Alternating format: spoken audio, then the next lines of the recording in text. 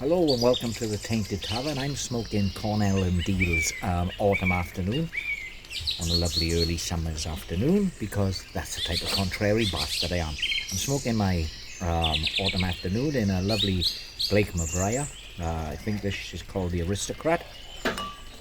And I'm drinking a golden ale called Jemimas Pitchfork. And Jemimas Pitchfork, coincidentally, is just what we're about to talk about today. So cheers, yaki da, and I hope you enjoy this video.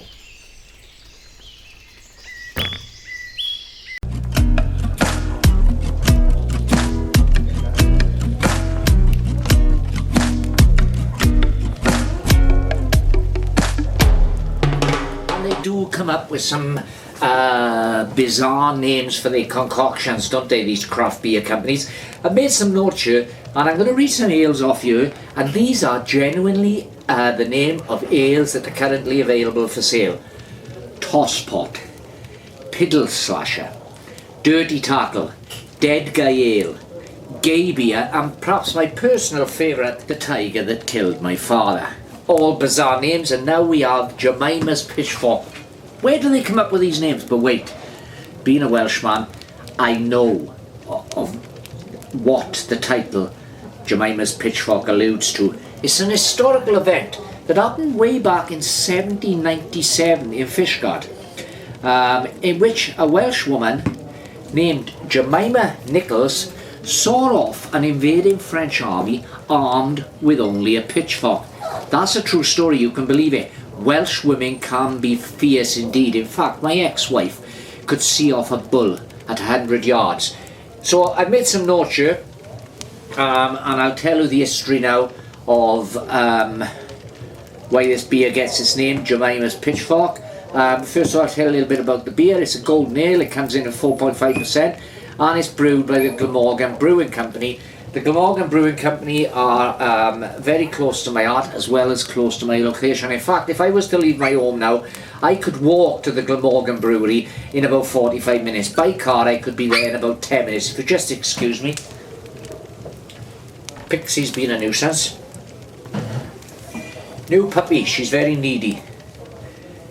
Yeah, so I could walk to the brewery in about 45 minutes and be there by car in about 15 minutes. Glamorgan Brewery, great craft beer company. They've got multiple awards over the years. And this beer, it tells you on the back, named for Jemima Nicholas, who single-handedly ended the 1797 Battle of Fishguard using only a pitchfork. This award-winning golden ale is a proper cult classic. Now, that on the back is sort of true. It's very close to the truth. And Jemima Nichols was instrumental in ending the Battle of the Fishguard, but she didn't do it single-handedly. So I'm going to give you some history now, and we're going to also talk about this beer. So as I say, it's a golden ale. Comes in at 4.5%. It's a little hazy in colour. It gives you a nice two-finger head there, and there's a good level of carbonation in it. On the nose, you're getting citrus.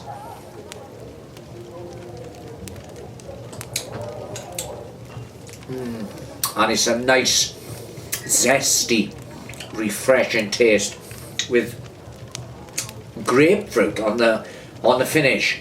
So let me tell you about Jemima Nichols.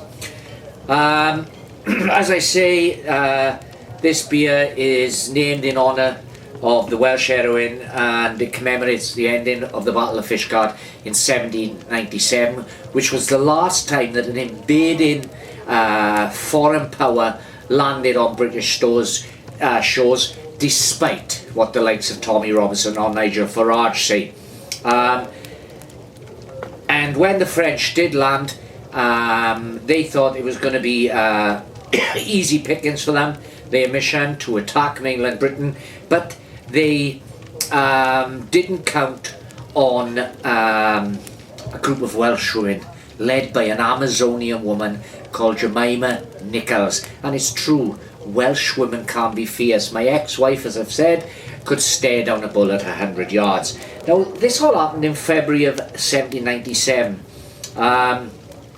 This was the time of the First French War of the Coalition, and the revolutionary force landed in the UK with the intent of provoking an uprising among the general populace of Britain against the ruling classes.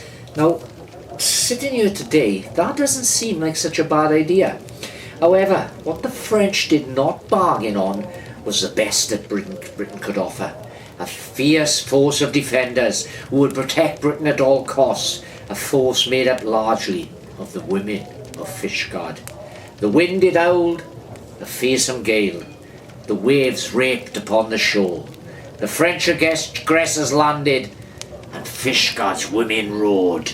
Jemima Nichols, she was waiting a pitchfork in her hands to guard her native land. 1,400 troops from the Legion Noire, the Black Army, landed at Fishguard, or to be specific, Garrig Gwastad Point, which is only a few miles away from the main area of Fishguard. The Legion was made up of 800 regular troops, with the rest consisting of convicts, republicans, deserters and royalist prisoners. So they were a pretty ragtag bunch.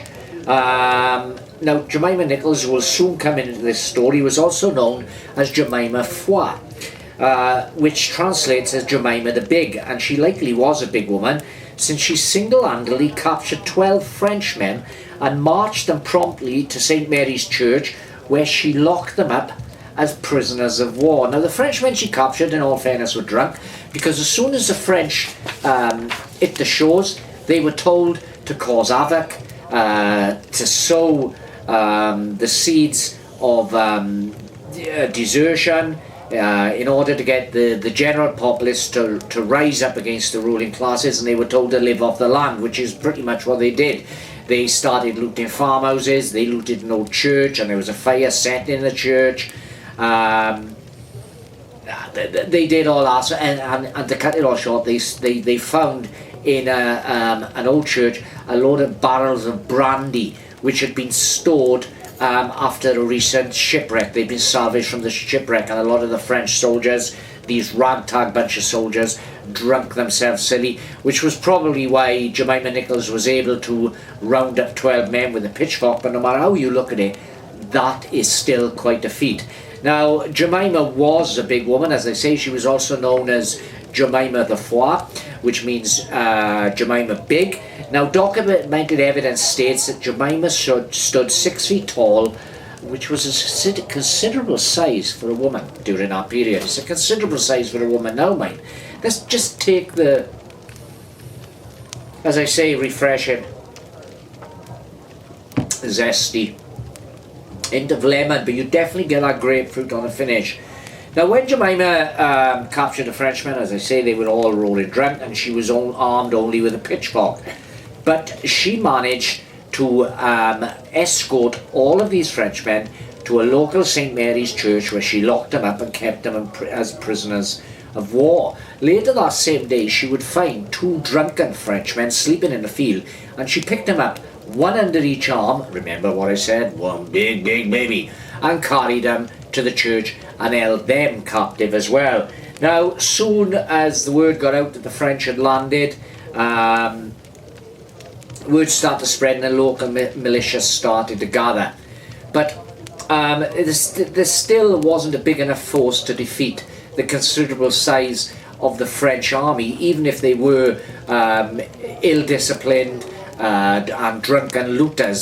Some of them were nothing more than criminals who would be given a second chance, taken out of the jails, providing they would serve the French legions. But still, the British, at that point, because there were no army, no British regular army stationed at Fishguard, they didn't have enough men. So what Jemima did, she got a load of the local women together and had them dressed in red cloaks and stovepipe hats, and they stood along the cliff front, a considerable number of them, which fooled the French down below on the beaches into thinking that these were British redcoats, British army soldiers.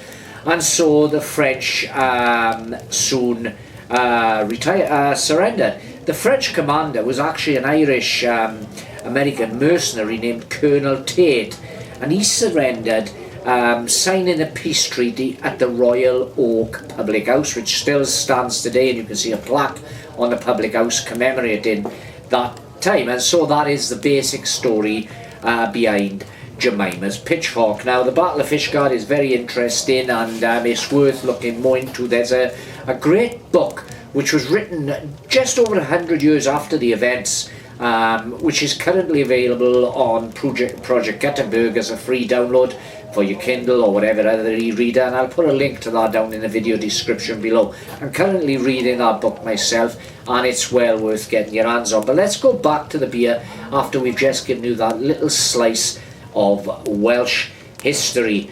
And toast Jemima Nichols, Jemima the Big. Cheers, Yaki Da.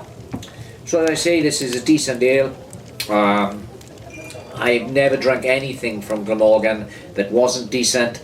This is very much on the fruity, zesty side. You're definitely getting a grapefruity taste on the back end of it. It's delicious. It's Moorish. What more can you ask? So that's Jemima's Pitchfork, a golden ale from the Glamorgan Brewery, which commemorates the story of Jemima Nichols. Cheers, Yaki Da. Don't forget to subscribe, leave a comment, or give me a big fat thumbs up. Cheers, Yaki Da. See you soon.